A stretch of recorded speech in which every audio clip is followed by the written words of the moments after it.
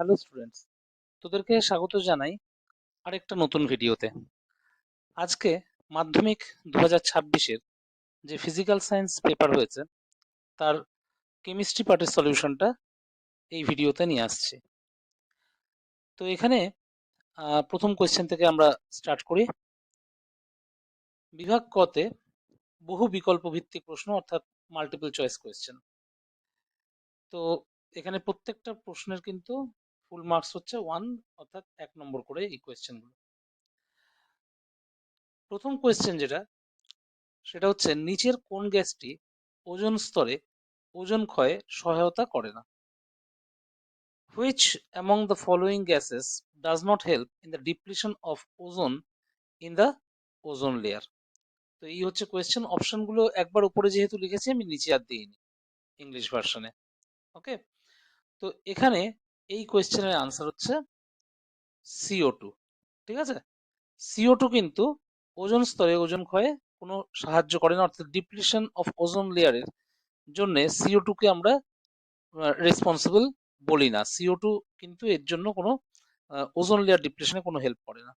তো এই কোয়েশ্চেনের আনসার হবে অপশন সি।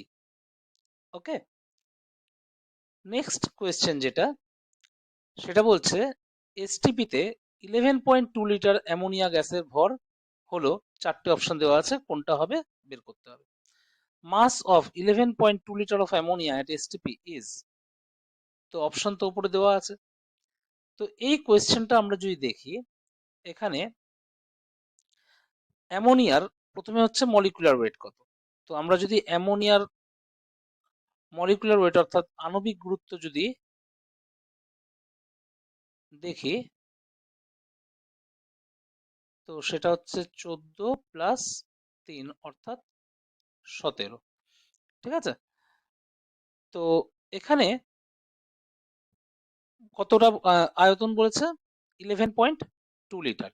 তো আমরা খুব ভালো করে জানি এসটিপিতে 22.4 লিটার অ্যামোনিয়ার ভর কত হবে? ওর আণবিক গুরুত্ব যত তত গ্রাম। ঠিক আছে, তাহলে 11.2 লিটার অ্যামোনিয়ার ভর কত হবে? 17 ইন্টু 11.2 ডিভাইডেড বাই 22.4, এত গ্রাম। অর্থাৎ এখানে যদি আমরা দেখি ক্যালকুলেশন করে 8.5 গ্রাম আমরা আনসার পাবো। ঠিক আছে, তো এই কোয়েশ্চেনটাকে আমরা যদি এখানে পাশেই ইংলিশেও একবার করে দিচ্ছি। মলিকিউলার ওয়েট অফ অ্যামোনিয়া কত? 14+3 মানে 17। তো at STP 22.4 liter of ammonia weighs 17 gram. তাহলে 11.2 litre ammonia weighs how much? তো ওটা বের করতে হবে। 17 ইন্টু 11.2 ডিভাইডেড বাই 22.4 গ্রাম। তো এটা যদি আমরা ক্যালকুলেশন করলে কিন্তু আসবে 8.5 গ্রাম। তো এটা হচ্ছে আনসার, অপশন বি। ঠিক আছে, তো এই কোয়েশ্চেনের আনসার কিন্তু অপশন বি। ক্লিয়ার? তো আমরা যাচ্ছি নেক্সট কোয়েশ্চেনে। নেক্সট কোয়েশ্চেন কি বলছে, নিচের রাসায়নিক সমীকরণ অনুযায়ী একটা সমীকরণ দিয়ে দিয়েছে, CH4+2O2 থেকে CO2+2H2O তৈরি হচ্ছে। 5 মোল CH4 সম্পূর্ণ দহন করতে এসটিপিতে কত আয়তন O2 লাগবে? ঠিক আছে, according to the following chemical ইকুয়েশনটা দেওয়া আছে। What volume of oxygen will be required to completely burn 5 mole of methane at STP? এই হচ্ছে কোয়েশ্চেন।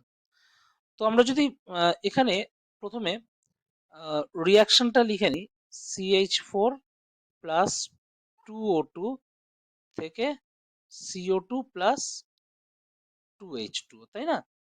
তো এখানে CH4টা 1 মোল, আর 1 মোলের জন্য কতটা অক্সিজেন লাগছে? 2 মোল। ঠিক আছে, তাহলে 5 মোল মিথেনের জন্য কতটা অক্সিজেন লাগবে? 10 মোল লাগবে। ঠিক আছে, 1 মোলের জন্য যদি 2 মোল লাগে, 5 মোলের জন্য লাগবে 10 মোল। এবার কথা হচ্ছে যে এই 10 মোল যেটা, এই 10 মোল অক্সিজেনের আয়তন কত? তো এসটিপিতে 1 মোল অক্সিজেনের আয়তন হচ্ছে 22.4 লিটার। তাহলে 10 মোল অক্সিজেনের আয়তন কত হবে? একদম সোজা ক্যালকুলেশন, 224 লিটার। এই হচ্ছে এই কোয়েশ্চেনের আনসার, 224 লিটার, অর্থাৎ অপশন এ। ঠিক আছে, তো এটাকে আমি পাশে একবার একটু ইংলিশেও ক্যালকুলেশনটা দেখিয়ে দিই। এখানে কত মোল অক্সিজেন লাগছে? 10 মোল, তাই না? তাহলে at STP 1 mole of oxygen occupies 22.4 liter. তাহলে 10 mole of oxygen occupies 224 litre. ঠিক আছে, তো এখানে অপশন এ হচ্ছে আনসার এই কোয়েশ্চেনের। আশা করি তোরা বুঝতে পেরেছিস। নেক্সট কোয়েশ্চেনে যাচ্ছি। নেক্সট কোয়েশ্চেন যেটা, কত সংখ্যক ইলেকট্রনের মোট আধান 1 coulomb? Number of electrons constituting 1 coulomb of charge is. এখানে 4টে অপশন দেওয়া আছে, বের করতে হবে। তো এই কোয়েশ্চেনটা আমরা কি করে সলভ করব? খুব ইজি কোয়েশ্চেন। একটা ইলেকট্রনের আধান কত? আমরা যদি দেখি, একটি ইলেকট্রনের আধান হচ্ছে 1.602 ইন্টু 10⁻⁻⁹ কুলম্ব। ঠিক আছে, তো আমরা এখানে বলতে পারি 1.602 ইন্টু 10⁻⁻⁹ কুলম্ব মানে একটা ইলেকট্রন। ঠিক কিনা? তাহলে 1 কুলম্ব মানে কটা ইলেকট্রন? তাহলে 1/1.602 ইন্টু 10⁻⁻⁹ এতগুলো ইলেকট্রন। তো এটা এখান থেকে কত আসবে আমরা যদি দেখি, তো এখানে এক কাজ করি, ওপরে 10 করে দিই আর নিচে 1.602 ইন্টু 10⁻⁻⁸ করে দিই। ঠিক আছে, তাহলে এটা 10/1.602 মানে মোটামুটি 6.25 মতো হবে, আর এটা 10⁻⁻⁸টা উপরে গেলে 10⁻18 হয়ে যাবে। তাহলে 6.25 ইন্টু 10⁻18, অর্থাৎ অপশন সি হবে এই কোয়েশ্চেনের আনসার, অপশন সি। আর এটাই পাশে আমি একবার ইংলিশেও করে দিচ্ছি, দেখে নে। চার্জ অফ অ্যান ইলেকট্রন, এটা কত? 1.602 ইন্টু 10⁻⁻⁹ কুলম্ব। ঠিক আছে, তাহলে 1.602 ইন্টু 10⁻⁻⁹ কুলম্ব মানে একটা ইলেকট্রন। তাহলে 1 কুলম্ব মানে কতগুলো ইলেকট্রন? তাহলে 1/1.602 ইন্টু 10⁻⁻⁹, তো এটা হবে কত? 6.25 ইন্টু 10⁻⁻, বলছি সরি, 10⁻18। ঠিক আছে, তো এই হচ্ছে এই কোয়েশ্চেনের আনসার। নেক্সট কোয়েশ্চেনটা আমরা যদি দেখি, সেটা হচ্ছে একটি ইলেকট্রনের ভর m হলে একটি বিটা কণার ভর কত? 4টে অপশন দেওয়া আছে। Mass of a beta particle in terms of the mass of an electron is. এখানে ইলেকট্রনের মাস কত সেটা বলে দেওয়া আছে, সেটা হচ্ছে m। তো এখানে আমরা জানি ইলেকট্রনের ভর ইকুয়ালস টু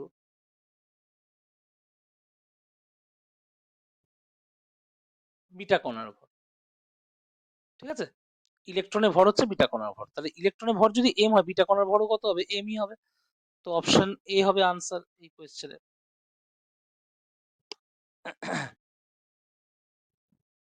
তো অপশন এ হবে এই কোয়েশ্চেনের আনসার। অর্থাৎ এখানে আমরা যে কনসেপ্টটা কাজে লাগালাম সেটা হচ্ছে mass of an electron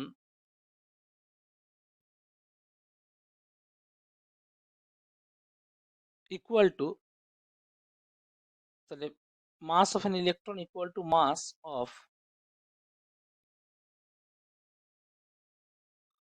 beta particle.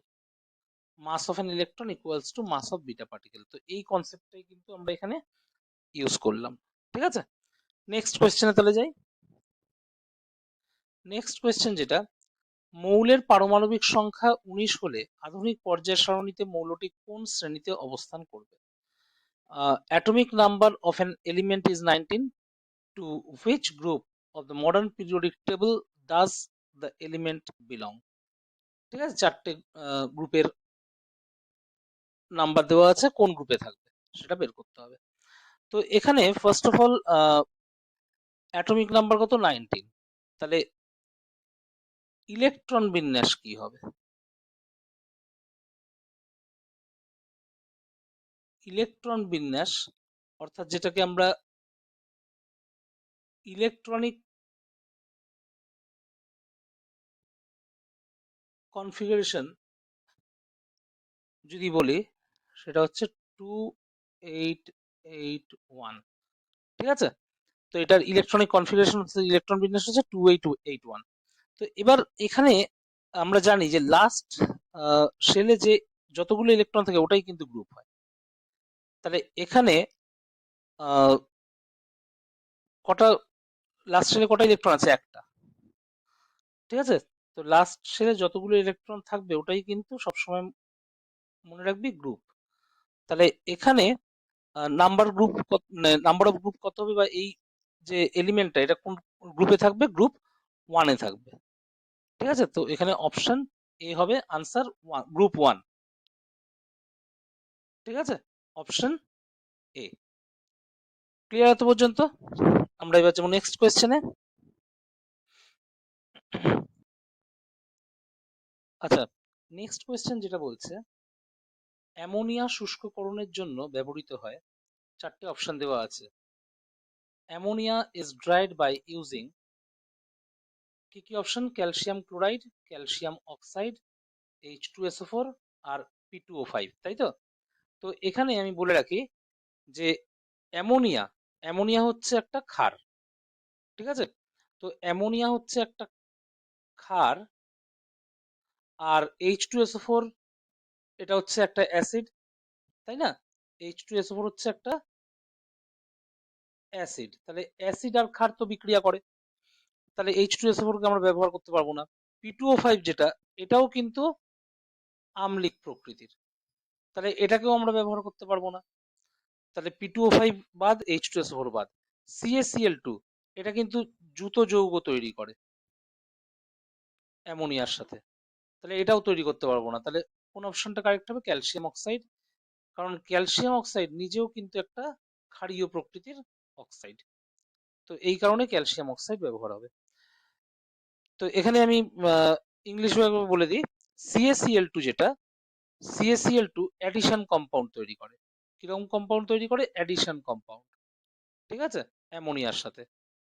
Calcium oxide হচ্ছে বেসিক, আর ওদিকে অ্যামোনিয়া যেটা, অ্যামোনিয়াও কিন্তু একটা বেস। ক্লিয়ার? তাহলে ক্যালসিয়াম অক্সাইড আর অ্যামোনিয়ার মধ্যে কোনো রিয়াকশন হবে না, তো এই কারণে ক্যালসিয়াম অক্সাইডটাই কিন্তু ইউজ করা হয়। H2SO4 তোরা সবাই জানিস সেটা একটা অ্যাসিড, আর P2O5 এটা কিন্তু একটা অ্যাসিডিক অক্সাইড। ঠিক আছে, তাহলে অ্যাসিড কিংবা অ্যাসিডিক যারা, তারা তো অ্যামোনিয়ার সাথে রিয়াকশন করবে, করবে না কোনটা? Calcium oxide. তো এই কোয়েশ্চেনের আনসার হচ্ছে অপশন বি। ঠিক আছে, নেক্সট কোয়েশ্চেনে আমরা যদি যাই, নেক্সট কোয়েশ্চেন কি বলছে, নিচের কোন মৌলটি ডুরালুমিনে উপস্থিত থাকে না? Which of the following elements is absent in duralumin? চারটে অপশন দেওয়া আছে, অ্যালুমিনিয়াম, জিঙ্ক, কপার, ম্যাগনেসিয়াম। তো এটা ডাইরেক্ট কোয়েশ্চেন। ডুরালুমিন এটা হচ্ছে একটা সংকর, ধাতু সংকর। অর্থাৎ ডুরালুমিন যেটা সেটা হচ্ছে একটা অ্যালয়, ঠিক আছে? এর মধ্যে অ্যালুমিনিয়াম থাকে, কপার থাকে, ম্যাগনেসিয়াম থাকে, থাকে না কোনটা? জিঙ্ক। তো জিঙ্ক কিন্তু ডুরালুমিনে অ্যাবসেন্ট। তো এই কোয়েশ্চেনের আনসার হচ্ছে অপশন বি, জিঙ্ক। ঠিক আছে, নেক্সট কোয়েশ্চেন আমরা যদি যাই, নেক্সট কোয়েশ্চেন কি বলছে? কপার সালফেটের জলীয় দ্রবণে অতিরিক্ত পরিমাণ জলীয় অ্যামোনিয়া যোগ করলে উৎপন্ন দ্রবণের রং কি হবে? হলুদ, কমলা, সবুজ নাকি গাঢ় নীল? Which color appears in the solution when excess amount of aqueous ammonia is added to aqueous solution of copper sulfate? Yellow, orange, green or deep blue? তো এটাও কিন্তু একটা ডাইরেক্ট কোয়েশ্চেন। তো এটা মনে রাখবি, কপার সালফেট, ঠিক আছে? কপার সালফেটের সাথে আমরা যদি অ্যামোনিয়া, অ্যাকুয়াস অ্যামোনিয়া যদি আমরা নিই, আচ্ছা অ্যামোনিয়া কতটা নিচ্ছি আমরা? এক্সেস, এক্সেস অ্যামাউন্টে যদি নিই, তাহলে কিন্তু মনে রাখবি সলিউশনের কালার হয়ে যায় ডিপ ব্লু। সলিউশনের কালার কি হয়? Deep blue. অর্থাৎ কপার সালফেটের সাথে আমরা যদি অতিরিক্ত পরিমাণ অ্যামোনিয়া দিয়ে যদি রিয়াকশন করানো হয়, তাহলে এই সলিউশনের কালার ডিপ ব্লু অর্থাৎ গাঢ় নীল হবে। ঠিক আছে, তবে এখানে আরেকটা ইনফরমেশন তোদেরকে দিয়ে দিই।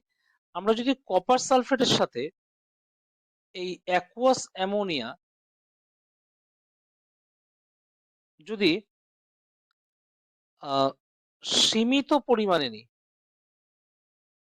অর্থাৎ লিমিটেড অ্যামাউন্টে যদি নিই, তাহলে কিন্তু সলিউশনের কালার কি হয়?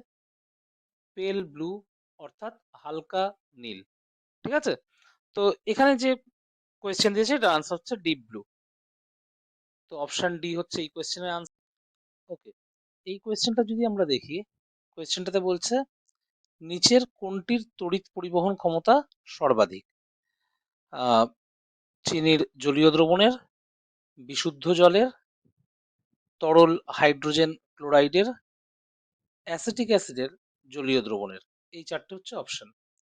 Which of the following has the highest electrical conductivity?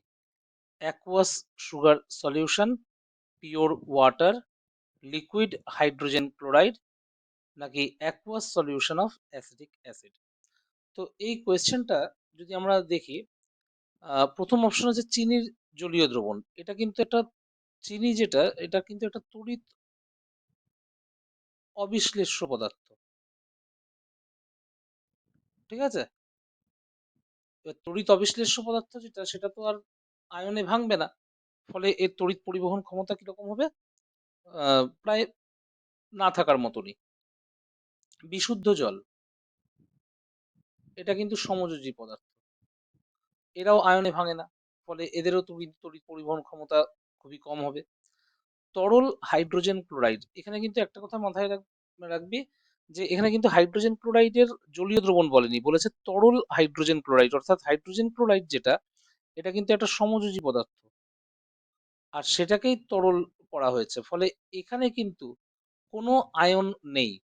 ঠিক আছে, হাইড্রোজেন ক্লোরাইড তখনই আয়নে ভাঙে যখন সেটাকে জলের মধ্যে মেশানো হয়, অর্থাৎ জলীয় দ্রবণে থাকে, তখন ওটা আয়নে ভাঙে। কিন্তু মানে সমযোজী হাইড্রোজেন ক্লোরাইডকে আমরা যদি তরলে পরিণত করি, কোনো আয়নে পরিণত হয় না, ফলে এখানেও তড়িৎ পরিবহন ক্ষমতা খুবই কম হবে। অ্যাসিটিক অ্যাসিডের জলীয় দ্রবণ, এবার অ্যাসিটিক অ্যাসিড একটা মৃদু তড়িৎ বিশ্লেষ্য, তাই না? এটা একটা মৃদু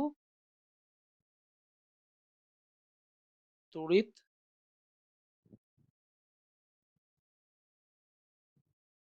বিশ্লেষ্য পদার্থ। ঠিক আছে, তো মৃদু তড়িৎ বিশ্লেষ্য হলেও এটা তো কিছুটা পরিমাণে হলেও আয়নে ভাঙবে, তাই না? তাহলে কিছুটা পরিমাণে যদি আয়নে ভাঙে, তাহলে এটা কিন্তু তড়িৎ পরিবহন দেখাবে। আর এটা কি কি আয়নে ভাঙবে? CH3, C++ আর H+।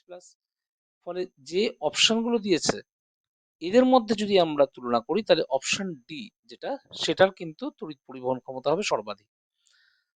তো এখানে দেখ, বলেছে হাইয়েস্ট ইলেকট্রিক্যাল কন্ডাক্টিভিটি কোথায় দেখা যাবে? প্রথমে অ্যাকুয়াস সুগার সলিউশন। সুগার কিন্তু একটা নন ইলেকট্রোলাইট, এবার নন ইলেকট্রোলাইট এরা তো আয়নে ভাঙে না, তা আয়নে না ভাঙলে ইলেকট্রিক্যাল কন্ডাক্টিভিটিও কিন্তু শো করবে না। পিওর ওয়াটার যেটা, এটা একটা কোভ্যালেন্ট কম্পাউন্ড, এও তো আয়নে ভাঙবে না। লিকুইড হাইড্রোজেন ক্লোরাইড, এটা মনে রাখবি, হাইড্রোজেন ক্লোরাইডের এটা কিন্তু লিকুইড ফর্ম, এটা কিন্তু অ্যাকুয়াস সলিউশন না। অ্যাকুয়াস সলিউশন হলে হাইড্রোজেন ক্লোরাইড কিন্তু আয়নে ভাঙবে, কিন্তু লিকুইড হাইড্রোজেন ক্লোরাইড এটা কিন্তু একটা কোভ্যালেন্ট লিকুইড, আর কোভ্যালেন্ট লিকুইড যেহেতু, তাহলে এটা কিন্তু আয়নে ভাঙবে না। Last option acidic acid. Acidic acid তোরা জানিস এটা একটা উইক ইলেকট্রোলাইট, তাই না? তো উইক ইলেকট্রোলাইট যখন, এটা কিন্তু তোর আয়নে কিছুটা হলেও ভাঙবে। আর কি কি আয়নে ভাঙবে? CH3 COO মাইনাস আর H প্লাস আয়নে ভাঙবে। তো যে কটা অপশন রয়েছে তাদের মধ্যে অপশন ডি তে কিন্তু অ্যাটলিস্ট মানে এটা আয়নে ভাঙছে, ফলে এরই তড়িৎ পরিবহন ক্ষমতা হবে সর্বাধিক। তো এই কোয়েশ্চেনের আনসার হবে অপশন ডি। ওকে, স্যার যে কোয়েশ্চেনটা দিয়েছে, মিথেন অণুতে বন্ধন কোণের মান কত?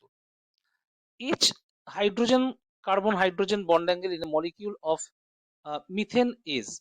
তো এখানে অপশনগুলো যেগুলো দিয়েছে, 109 degree 28 minute, 108 degree 29 minute, 100 degree আর 180 ডিগ্রি।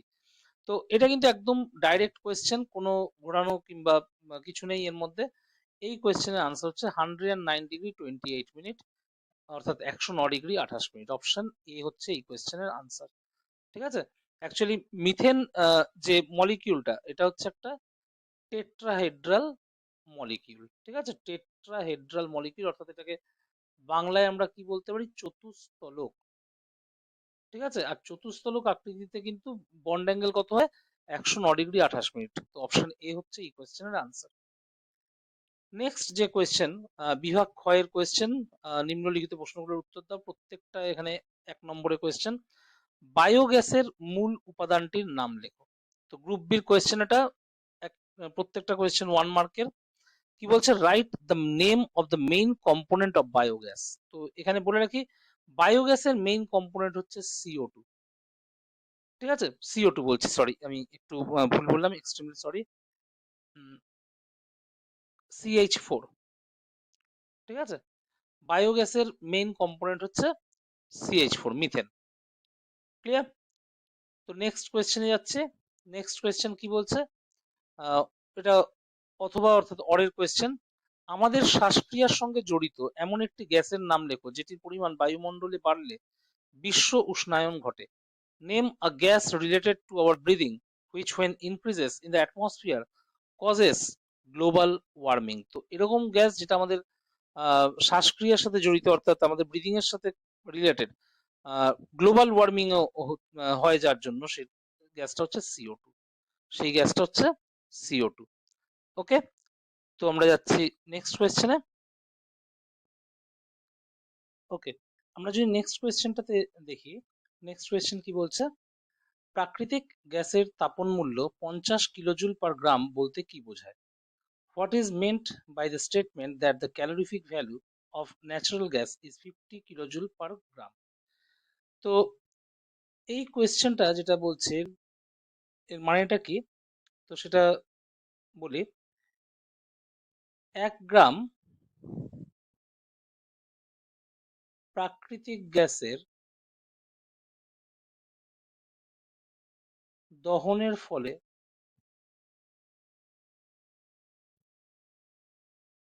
50 কিলোজুল তাপ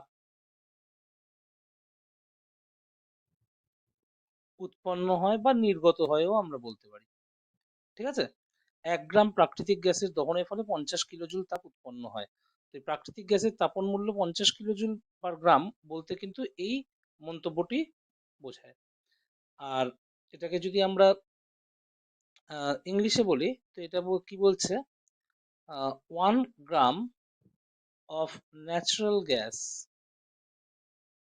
1 gram of natural gas upon combustion, upon combustion releases 50 kilojoule of heat. ঠিক আছে, 1 gram of natural gas upon combustion releases 50 kilojoule amount of heat. তো এটা হচ্ছে এই স্টেটমেন্টের মানে। তো আমরা যদি নেক্সট কোয়েশ্চেনে যাই, নেক্সট কোয়েশ্চেন কি বলছে, নিচের বিবৃতিটি সত্য না মিথ্যা লেখো। একই উষ্ণতা ও চাপে সম আয়তন সকল গ্যাসে সমান সংখ্যক পরমাণু থাকে। Write whether the following statement is true or false. Under the same temperature and pressure, equal volumes of all gases contain the same number of atoms. তো আমরা যদি এই স্টেটমেন্টটা যদি দেখি, ঠিক আছে, এই বিবৃতিটা যদি দেখি, এটা কিন্তু একটা মিথ্যা বিবৃতি। ঠিক আছে, এটা কিন্তু একটা মিথ্যা বিবৃতি, অর্থাৎ এটা কিন্তু একটা ফলস স্টেটমেন্ট। আচ্ছা, এখানে কোন জায়গাটাতে ফলস? ফলস এই জায়গাটাতে, এখানে কিন্তু বলেছে একই উষ্ণতা ও চাপে সম আয়তন সকল গ্যাসে সমান সংখ্যক পরমাণু থাকে। এটা কিন্তু অ্যাকচুয়ালি পরমাণু হয় না, এটা কিন্তু হয় অণু। ঠিক আছে, under the same temperature and pressure equal volumes of all gases contain the same number of atoms. তো এই অ্যাটমস কথাটা কিন্তু এখানে ভুল। এটা অ্যাকচুয়ালি যেটা হবে সেটা হচ্ছে মলিকিউলস। ঠিক আছে, সেম টেম্পারেচার অ্যান্ড প্রেসারে equal volume of all gases they contain equal number of molecules, অর্থাৎ একই উষ্ণতা ও চাপে সম আয়তন সকল গ্যাসে সমান সংখ্যক অণু থাকে।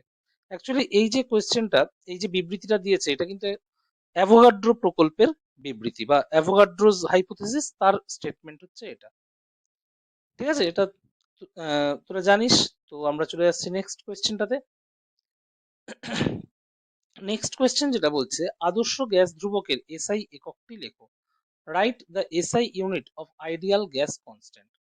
তো আদর্শ গ্যাস ধ্রুবক অর্থাৎ আইডিয়াল গ্যাস কনস্ট্যান্ট যেটা, তার এসআই ইউনিট যেটা, তো এসআই ইউনিটটা আমি এখানে পাশে লিখে দেখাচ্ছি। এটা হচ্ছে joule mole inverse kelvin inverse. তো এটাই হচ্ছে SI unit, joule mole inverse kelvin inverse.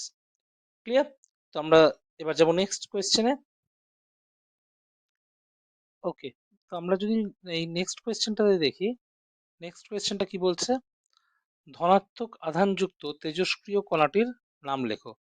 Write down the name of the positively charged radio active particle. তো এটার আনসার হচ্ছে আলফা কণা। ঠিক আছে, আলফা পার্টিকেল। ক্লিয়ার? তো আলফা কণা মানে হিলিয়াম 2+ আয়ন। ঠিক আছে, হিলিয়াম 2+ আয়ন। তো এখানে দুটো পজিটিভ চার্জ আছে দেখাই যাচ্ছে। তো এটাই হচ্ছে একটা ধনাত্মক আধানযুক্ত তেজস্ক্রিয় কণা, বা আমরা বলতে পারি positively charged radio active particle. ঠিক আছে, নেক্সট কোয়েশ্চেন, এটা এই কোয়েশ্চেনটারই অর কি বলছে, পারমাণবিক চুল্লিতে কোন ধরনের নিউক্লিয় বিক্রিয়ার সাহায্যে শক্তি উৎপাদিত হয়? Which kind of nuclear reaction produces energy in a nuclear reactor. তো পারমাণবিক চুল্লিতে যে নিউক্লিয় বিক্রিয়া শক্তি উৎপাদনে ব্যবহৃত হয়, সেটা হচ্ছে নিউক্লিয়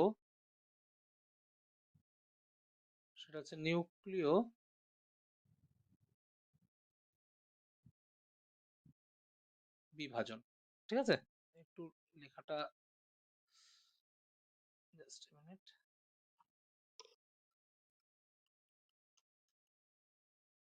নিউক্লিয়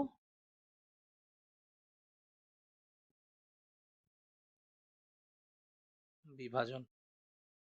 ওকে, তো which kind of nuclear reaction produces energy in a nuclear reactor? তো এটা হচ্ছে নিউক্লিয়ার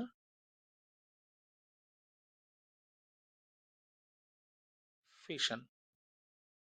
ওকে, তো নেক্সট কোয়েশ্চেনে আমরা যদি যাই, কি বলছে, বাম স্তম্ভের সঙ্গে ডান স্তম্ভের সামঞ্জস্য বিধান করো, অর্থাৎ match the column left column with the right column. তো এখানে যেগুলো দিয়েছে, সর্বাপেক্ষা বা সর্বাধিক তড়িৎ ঋণাত্মক মৌল, তো সর্বাধিক তড়িৎ ঋণাত্মক মৌল হচ্ছে অপশন সি, মানে সি, যে যেটা রয়েছে ফ্লোরিন। রেড হেমাটাইট থেকে নিষ্কাশিত হয় যে মৌল, সেটা হচ্ছে আয়রন অর্থাৎ Fe। যে মৌলের অ্যানায়ন লোহার মরিচা পড়াকে ত্বরান্বিত করে এটা হচ্ছে ক্লোরিন, কারণ ক্লোরাইড আয়ন কিন্তু মরচে পড়াকে আরো ত্বরান্বিত করে বা আরো দ্রুত বেগ সম্পন্ন করে তোলে। আর কি বলছে, ধাতু সংকর পিতলে যে ধাতুটির শতকরা পরিমাণ অন্য ধাতুর পরিমাণ অপেক্ষা বেশি, সেটা হচ্ছে কপার। ঠিক আছে, তো এখানে যদি আমরা কোয়েশ্চেন গুলো দেখি, মোস্ট ইলেকট্রোনেগেটিভ এলিমেন্ট সেটা হচ্ছে রাইট কলামে C, fluorine. Extracted from red haematite এটা হচ্ছে আয়রন।